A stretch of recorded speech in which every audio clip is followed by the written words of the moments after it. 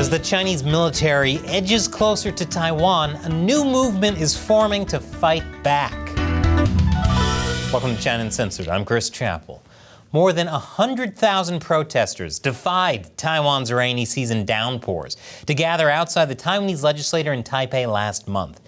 There, they voiced their opposition to the passing of a reform bill that will change the balance of power in Taiwan's democracy. Similar protests were held across major cities throughout the island. Inside the legislature, things weren't exactly quiet around this time either. During a parliamentary session where lawmakers were supposed to debate the bill, a mass brawl broke out in the legislative chamber instead between politicians supporting the bill and those opposing it. Are we sure they were debating a bill and not vying for a championship match at WrestleMania? As if the scene wasn't bizarre enough, a lawmaker at one point pulled out a flute in the middle of the turmoil and began to play the national anthem. At some point, an opposing legislator wrestled the controversial bill out of the hands of another legislator and took off with it.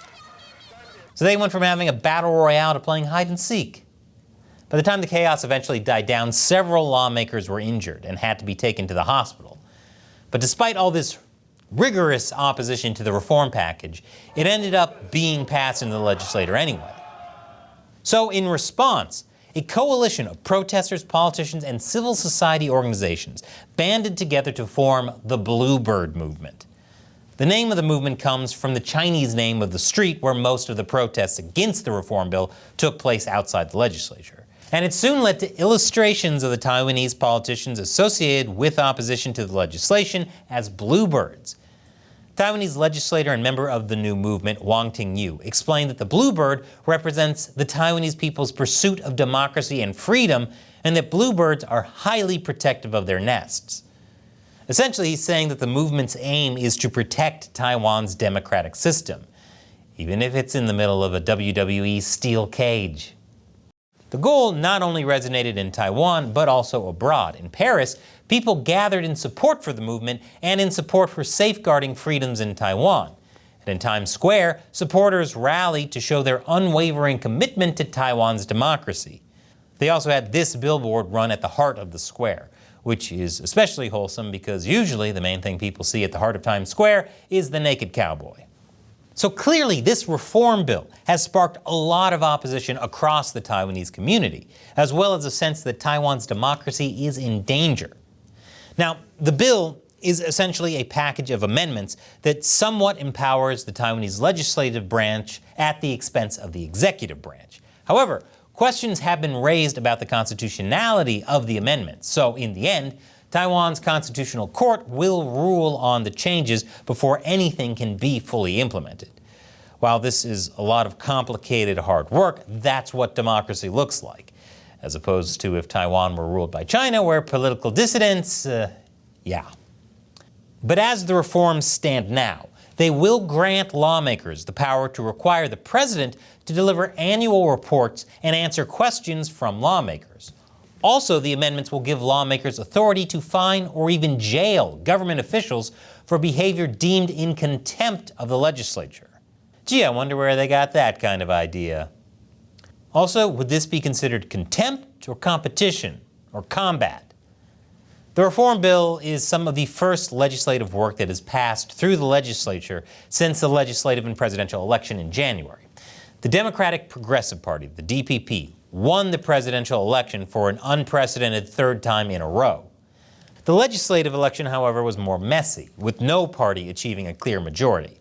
But the largest opposition party, the Kuomintang, or KMT, has subsequently teamed up with the much smaller Taiwan's People's Party, the TPP, to get their candidates elected as the Taiwanese equivalent of Speaker of the House.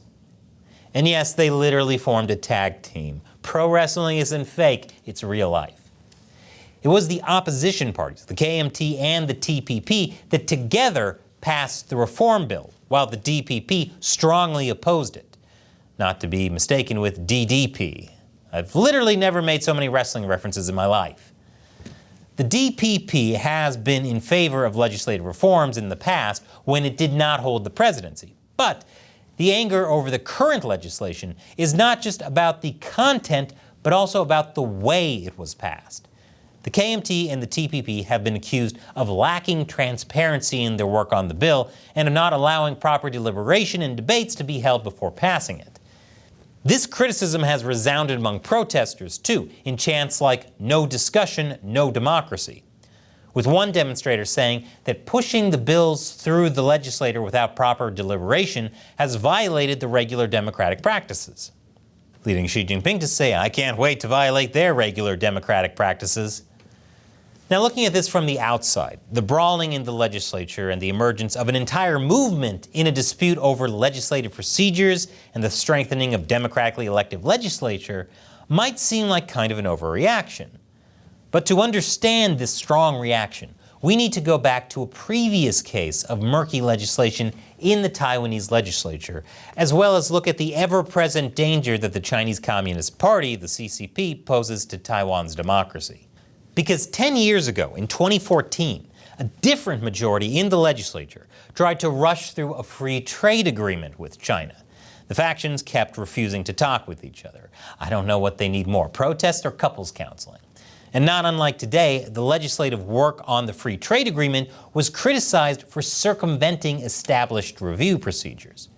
The agreement itself was going to open up Taiwan to Chinese investments across multiple sectors, including its healthcare system, its financial system, its communication services, and in construction.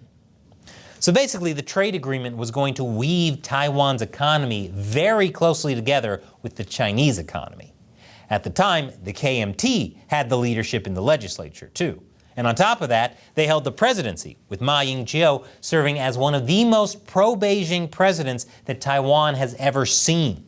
Ma, for example, invited high-ranking CCP officials to visit Taiwan. And in 2015, he became the first sitting president to meet with a leader of the CCP.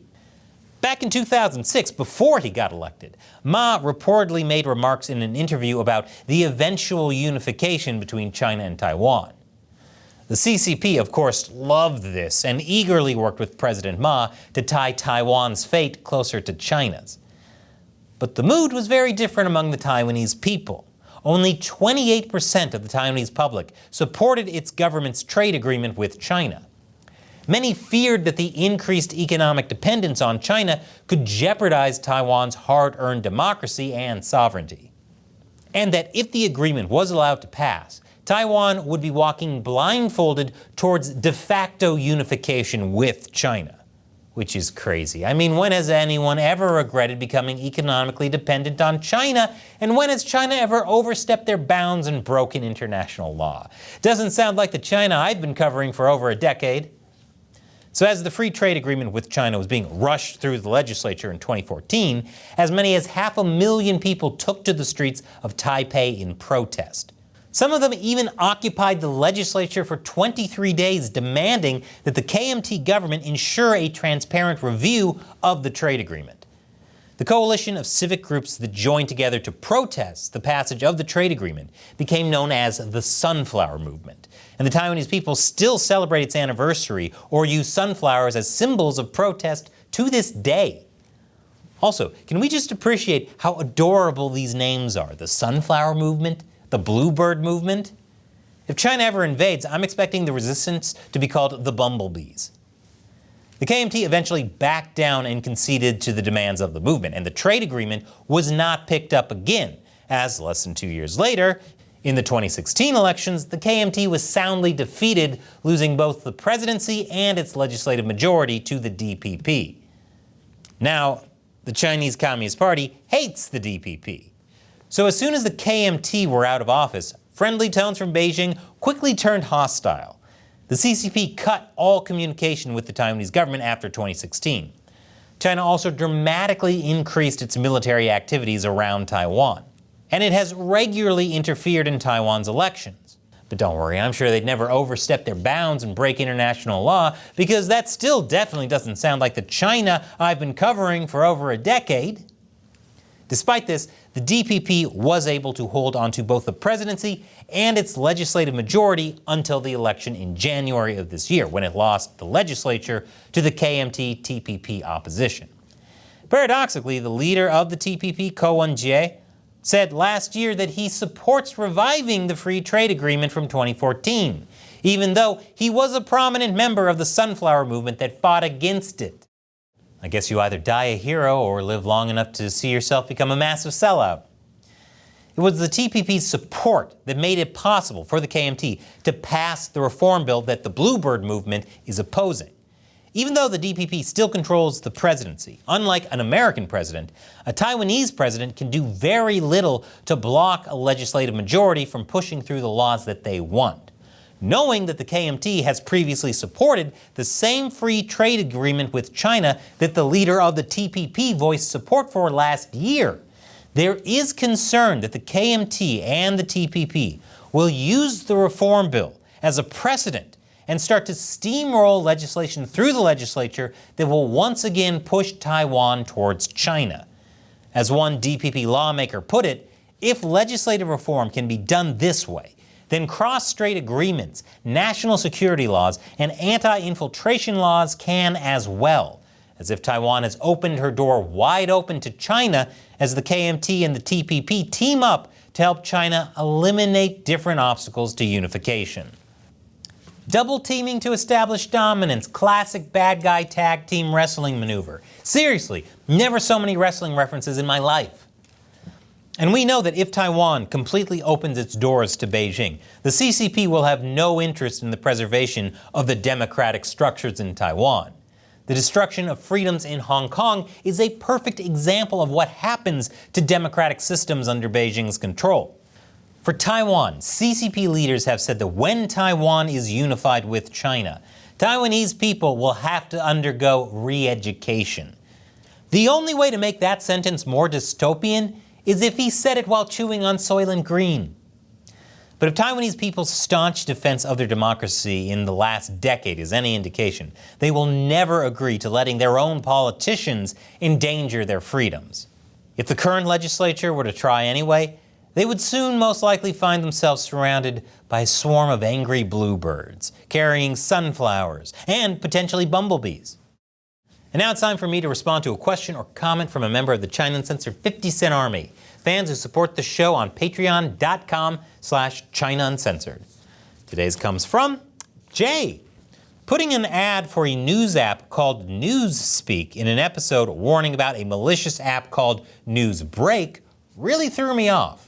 On one hand, it carries the stank of the CCP app by sounding like it and being in the same video here. On the other hand, it's a word straight out of Orwell's 1984 with awful connotations. On a third hand, because AI can't do hands, I'm genuinely wondering if you're just joking about it being a real thing. You weren't joking, right? Okay, thank you for bringing this up, Jay, because you weren't the only one confused. Jay is referring to this episode where I talk about Newsbreak, a news aggregation app that has the CCP's fingerprints all over it. Now, at the end of that episode, I mentioned that a former writer for China Uncensored has created her own new show called Newspeak, where she analyzes and deconstructs some of the narratives in mainstream media, hence Newspeak, like Orwell. Here's a link on screen where you can subscribe to that show, which I recommend. I don't recommend downloading Newsbreak. Thanks for your question, Jay. And click on this video for my new philosophy channel, Deep Thoughts While Gaming, where I look at games and what they can teach. This one is about the remake of Paper Mario and why you should be proud to be an American, even if the country isn't perfect. Once again, I'm Chris Chappell. See you next time.